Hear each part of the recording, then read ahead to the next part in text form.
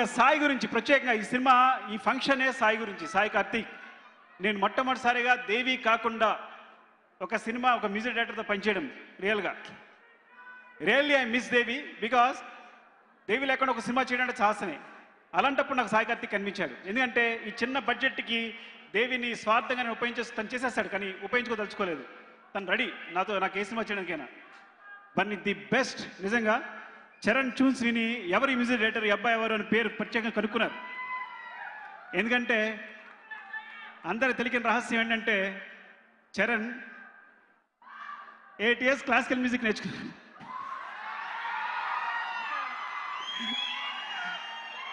కానీ ఎప్పుడు